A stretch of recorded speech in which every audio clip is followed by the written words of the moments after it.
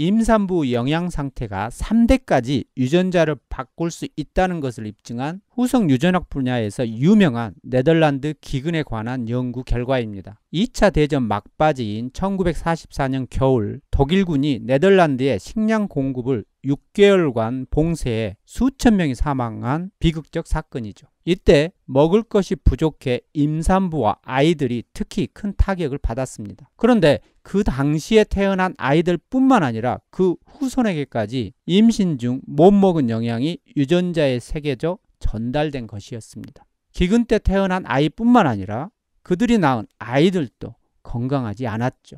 이것은 임신 중 임신부가 겪은 외부 환경이 태어나는 첫 세대뿐만 아니라 다음 세대에까지 영향을 미친다는 의미입니다.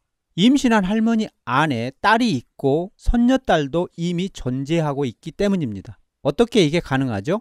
할머니가 임신한 딸의 몸속에 난자를 생산할 난소가 있죠. 그 난소에는 바로 손녀딸, 즉 3대에게 이어지는 유전자가 있기 때문입니다. 이와 같이 유전자 차원에서 임신한 할머니 자궁 속에는 이미 3대가 존재하는 것입니다. 태아의 유전자는 자궁 속 환경에 맞춰 살아남기 위해 유전자 차원에서 최대한 적응하기 위해 설계되어 있습니다. 따라서 기아 중에 태아들의 유전자는 바깥 형편이 먹을 것이 넉넉하지 않을 거라고 판단하여 거기에 적응할 수 있도록 유전자가 설계되었죠. 따라서 태어난 후에도 태내와 같은 영양이 부족한 환경이라면 유전자 차원에서 적응하는데 문제가 없었을 것입니다. 그런데 2대와 3대들은 기름진 음식이 널려있는 환경을 만나게 되죠. 그 결과 먹을 것이 부족한 환경에서 생존하도록 설계된 유전자가 어긋나기 시작하죠. 먹을 것이 부족한 태아들의 유전자는 영양분을 최대한 많이 저장하는 방향으로 설계되었죠. 그런데 갑자기 먹을 것이 풍부한 환경을 만난 유전자는 최초 설계된 대로 영양분을 저장하다 보니까 과다하게 저장하는 문제를 일으킵니다. 그 결과 조금만 더 먹어도 비만, 당뇨병 등